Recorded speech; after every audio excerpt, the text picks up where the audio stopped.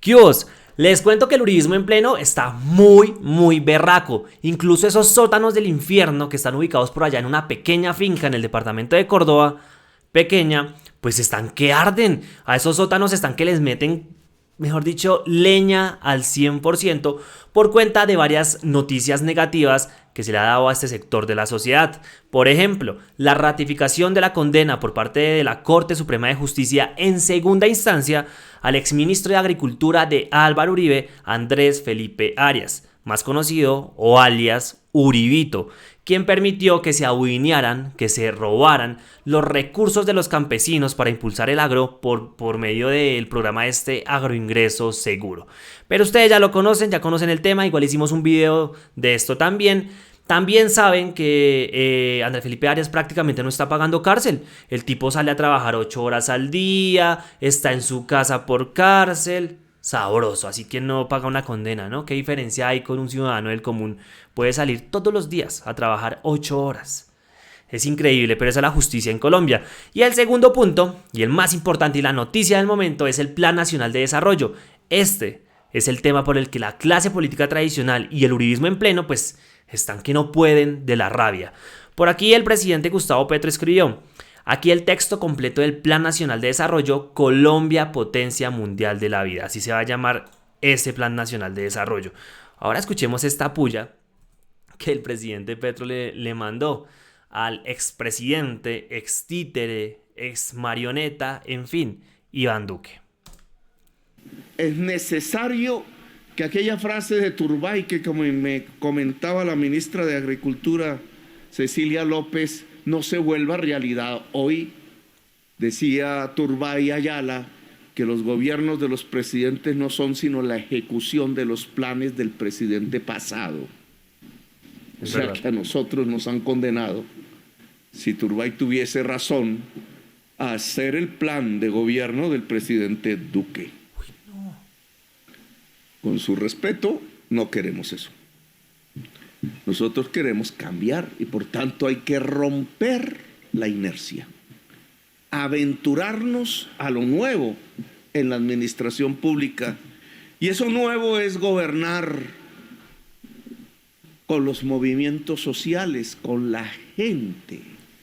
Y eso es lo que prácticamente no le gusta al uribismo y a la clase política tradicional de Colombia. Pero ¿qué es eso del Plan Nacional de Desarrollo? ¿Qué se sabe hasta el momento y cuáles fueron las declaraciones del presidente ayer desde la Casa de Nariño? Les cuento.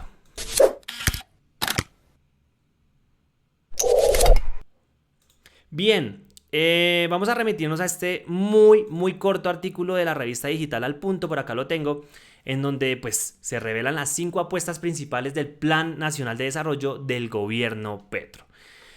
El documento ya está en manos del Congreso de la República para su trámite en sesiones extras. Este martes 6 de febrero, el presidente Gustavo Petro radicó, bueno, acá hay un error, realmente fue el lunes 6 de febrero. El presidente Gustavo Petro radicó ante el legislativo el Plan Nacional de Desarrollo, que básicamente se convierte en la hoja de ruta oficial de su gobierno. De acuerdo con la presidencia, fueron 89.000 propuestas ciudadanas que entregaron los colombianos de más de 1.100 municipios para la elaboración de este documento. Esto nunca había pasado. O sea, de verdad, remítanse a antiguos planes nacionales de desarrollo y esto nunca había sucedido. Tener en cuenta a la ciudadanía de diferentes regiones del país para armar este documento. Jamás. Eso es un cambio que se ha venido dando durante este gobierno. Para llegar al modelo de nación que plantea Petro, se proponen 5 ejes temáticos que se definen de la siguiente manera. Ojo con esto. En primer lugar, del ordenamiento del territorio alrededor del agua, la seguridad y la justicia social, el derecho a la alimentación, la transformación energética en el contexto del cambio climático y la convergencia regional.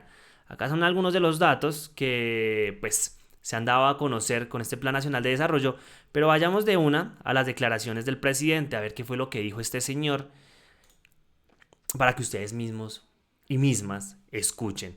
No sin antes decirles de verdad que si están en YouTube se suscriban, le den like, y si están en alguna otra plataforma, pues yo veré a seguirnos en nuestras diferentes redes sociales. Que aquella frase de Turbay que, como me comentaba la ministra de Agricultura, Cecilia López, no se vuelva realidad. Hoy Decía Turbay Ayala que los gobiernos de los presidentes no son sino la ejecución de los planes del presidente pasado. O sea que a nosotros nos han condenado, si Turbay tuviese razón, a hacer el plan de gobierno del presidente Duque. Uy, no. Yo estaba ayer presente en la casa de Nariño durante la erradicación, estaba en este evento. Y cuando Petro dijo eso, todos quedamos como, uy, no, ¿cómo se le ocurre? ¿Qué tal uno hacer lo que el tipo de la economía naranja, que finalmente no hizo ni miércoles sobre eso, pues hacerlo en este gobierno? Todo el mundo, uy, no. Es que dicen Duque y el país ya sabe o lo relaciona con estupidez, con audineo, con un montón de cosas negativas. Con su respeto, no queremos eso. Nosotros queremos cambiar y por tanto hay que romper la inercia, aventurarnos a lo nuevo en la administración pública. Y eso nuevo es gobernar con los movimientos sociales, con la gente. Que es lo que no quieren. Pegar el gabinete al territorio, no dentro de estos palacios fríos que se enfrían con estas brisas heladas propias de este lugar. Como una vez escribiera García Márquez, que debió haber sentido cómo el frío penetra hasta los huesos. Y así lo escribió en 100 años de soledad. No, es el gobierno allá en el Catatumbo, en La Guajira, en Córdoba, en Leticia, en tantos caminos que en estos meses ya hemos andado juntos o por separado, y que ha convocado a 250,000 personas a hacer ese libro que hoy se le entrega al Congreso de la República. 250,000 personas participaron de diferentes regiones del país para elaborar este libro, este Plan Nacional de Desarrollo. Jamás. Y le apuesto lo que quiera ya al contradictor o algo, el que me demuestre que esto ya había pasado. Nunca, jamás. Esto lo construían entre algunos. ¿Entre quiénes? Entre los empresarios que no querían perder su negocio, entre los congresistas que no querían ver afectado su negocio, entre los políticos que no querían ver afectados sus ingresos, en ese pequeño sector de la población que siempre ha sido privilegiada y pues que realmente siempre ha buscado el beneficio de ellos y de los suyos. Esto fue totalmente distinto y es comprobable. Difícil que la opinión de 250,000 personas participando físicamente en asambleas se traduzca en una ley. Sabemos, por ejemplo, que se propusieron 230,000 kilómetros de vías campesinas, de vías terciarias, como le llama el Congreso. ¿Cuántas podremos hacer? Obviamente dependerá de los recursos que tengamos. Pero esa voz llegó ahí. A mí no me gustaría hacer cosas que no hubiera dicho la gente, porque de eso se trata la democracia. Jorge Iván González, el director de planeación, pronunció la palabra democracia participativa, que es la gran construcción conceptual de la Constitución del 91. Darnos el lujo de construir una gran democracia participativa. Es decir, permitirle a la gente que tenga poder. Es decir, decirle a la economía popular, por ejemplo, empodérense con los recursos públicos. Abramos la contratación, está escrito en ese libro. Y este punto es demasiado importante, o sea, en cuanto a economía popular, pues obviamente se refiere a la gente de San Victorino, al pequeño productor, sí, a la señora que incluso hace empanadas a la esquina de su casa, al señor que vende los envueltos, de poder contratar con el Estado. ¿Cuándo se había escuchado eso? De poder licitar para obtener un contrato por parte del Estado. Que esa economía popular, esos pequeños productores puedan contratar con el Estado. Es que es algo muy bonito y ojalá, este es uno de los puntos claves que quiere empezar a emplear Gustavo Petro y que va enfatizado en ese Plan Nacional de Desarrollo. Creo que es muy importante y se va a hablar bastante de economía popular. Ese es un término que de verdad los invito a conocer y a investigar. ¿Quiénes se adueñan de la contratación pública de Colombia? Los mismos de siempre. Carteles por aquí han aparecido en las investigaciones, unos pocos que concentran billones de pesos que le entrega el Estado colombiano para hacer alguna u otra obra. Muchas ni se hacen. ¿Y por qué no le entregamos también la contratación al campesino que produce alimentos? Ay, miren, acá aparecí yo. Ah, si bien que no les estaba diciendo mentiras de que yo estaba ahí. No, ni siquiera me había dado cuenta. ¿Y por qué ese alimento no va en la región a los colegios que se atienden hoy a través del PAE? Y en vez del plan de alimentación escolar que controla un contratista tradicional, muchas veces con sanciones de corrupción, porque el campesino no lleva al colegio y el Estado no permite comprar esos alimentos. Y entonces, si son billones de pesos, decenas de miles de millones de pesos en una región concreta, ¿acaso eso que sumado con el ICBF, por ejemplo, y a escala nacional, con el Ministerio de Educación, suma casi 20 billones de pesos? Eso trasladado a la economía popular, ¿no enriquecería a la gente que hoy está pobre? Correcto. Parcialmente, claro. Solo una acción del Estado, solo un cambio de actitud, solo unas normas y unas decisiones que piensan en la gente lo podría lograr. Eso está escrito en ese libro que le entregamos a la Cámara a través suya, David. Podríamos hablar de muchísimos más temas. Ya la prensa los exculcará al máximo. Ya veremos sus artículos. Ya se abrirá el debate público.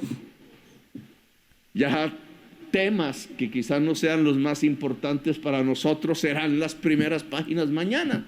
Pero de eso se trata el debate público.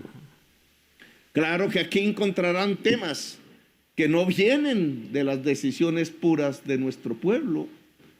Ahí encontrarán temas como el hidrógeno verde, por ejemplo. Como si Colombia sí pudiese estudiar en factibilidad la energía nuclear, por ejemplo. Y es que esto, escúchenlo bien, ya se viene estudiando en diferentes países de Latinoamérica. Uno dice, no, pero eso solamente están en Europa o solo lo tienen los gringos. En fin, no, en Latinoamérica ya se ha empezado a estudiar. Y Colombia, pues por parte del presidente Gustavo Petro, no se quiere quedar atrás. Escuchemos bien esta parte. Si Colombia pudiera tener una agencia nacional aeronáutica, dirán, vamos a mandar un colombiano a la luna. No.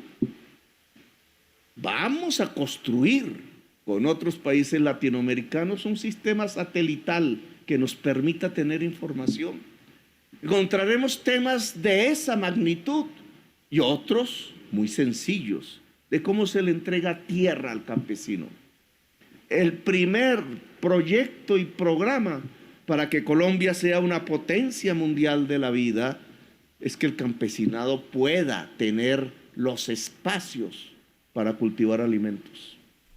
Otro punto que no le gusta a la clase política tradicional y a los despojadores de tierras. Cuando les hablo de despojadores de tierras, seguramente a ustedes ya se les vienen nombres a la cabeza. Aquel señor y su esposa senadora, ¿no? Dicen por ahí, ¿no? Es que así se disminuye el hambre en Colombia. Ahí hay una partida que estará en el presupuesto de este año de 5 billones de pesos para comprar 400.000, 500.000 hectáreas, ojalá podamos, que de grandes hacendados, tierras fértiles, pasarán a decenas de miles de familias campesinas. Que las pongan a producir. Esa gente humilde y trabajadora que sabe cómo pues laborar la tierra y extraer los frutos de su trabajo. Y más aún con esta crisis económica que existe no solamente en Colombia sino a nivel mundial y pues con la comida tan costosa, ¿no? O sea, porque realmente estamos importando comida cuando acá se puede pues realmente cultivarla y venderla. Es que es una incoherencia tremenda lo que hemos estado haciendo desde hace bastantes años. Eso ya va por el tema del TLC de Uribe, de Santos, también. de estarle comprando a otros países productos que acá se pueden hacer, que pues acá se pueden cultivar, que se pueden fabricar. A eso le llamo justicia social. En el discurso de posesión hablamos de estos muchos temas que configuran la justicia social. Claro que si llenamos el territorio nacional de sedes universitarias públicas, el Chocó, el Guainía, Arauca, la Guajira, el Pacífico colombiano afrodescendiente, de sedes universitarias, claro que construimos justicia social. Eso se encontrará en ese libro. El Congreso de la República dirá si lo aprobamos y si entonces le permitimos a las juventudes de Colombia la posibilidad del acceso al saber y a la frontera última del conocimiento humano en toda su diversidad. Que esto también le duele y no le gusta a la derecha y a los mismos de siempre. ¿Educar a la gente? ¿Para qué? Para hacer las transformaciones que se han venido logrando desde el paro nacional. Correcto, eso es lo que no quieren. Y es una frase que se lee todo el tiempo en redes sociales y en foros. Les sirve la gente bruta, la gente ignorante, para poderlo seguir manipulando. Entonces no les brindemos educación. Pero pues obviamente Pedro y su programa de gobierno y Francia Márquez pues quieren todo lo contrario. Y justicia ambiental también está escrita en esas páginas. Burla sobre la transición energética, pues allí encontramos cómo podríamos poner en los techos de las casas del Caribe y de las zonas de alta radiación solar paneles solares. ¿Cómo podríamos abrir el país a una inversión extranjera? Quizás con otro criterio y carácter que la que hasta ahora ha habido en alguna porción de nuestra historia. Aquí estamos hablando e invitando a los capitales extranjeros a construir la red férrea nacional. Aquí estamos invitando a los capitales extranjeros a construir granjas solares y parques eólicos con la enorme potencia que tiene Colombia de sol y de vientos para poderlo hacer. Aquí estamos invitando al capital extranjero a hacer grandes plantas para producir hidrógeno verde, que es la conjunción de la electrólisis del agua dulce con energías limpias. Lo podemos hacer en grande.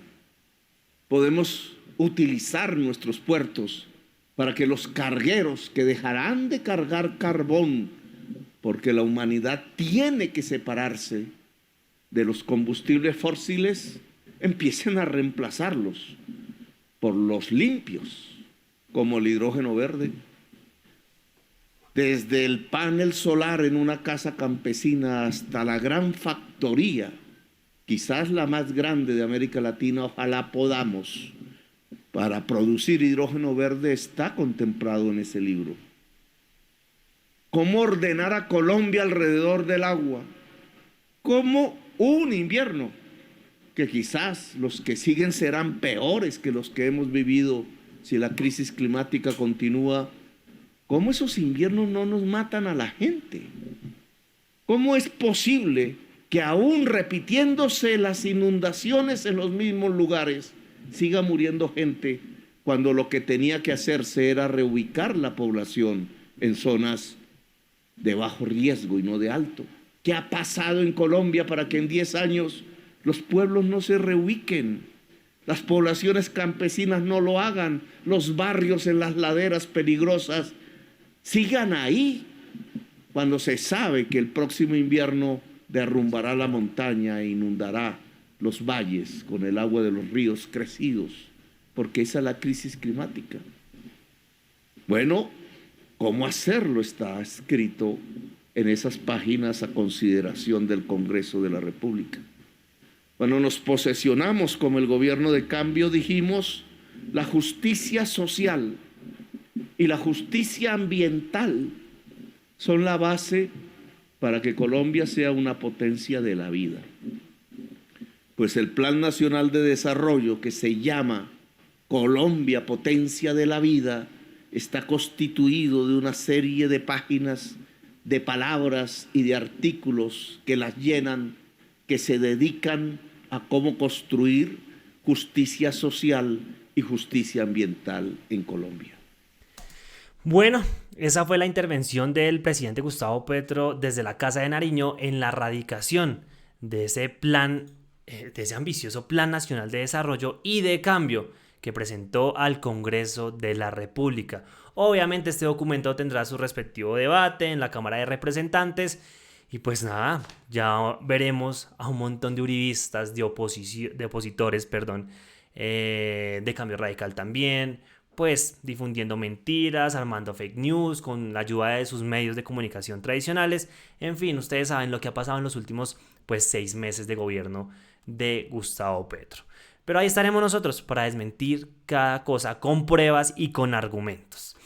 Los dejo, realmente los invito otra vez a seguirnos en nuestras diferentes redes sociales. Si están en YouTube, a suscribirse y a dejar su comentario sobre esta intervención y sobre ese eje del Plan Nacional de Desarrollo del presidente Gustavo Petro y de la vicepresidenta Francia Márquez.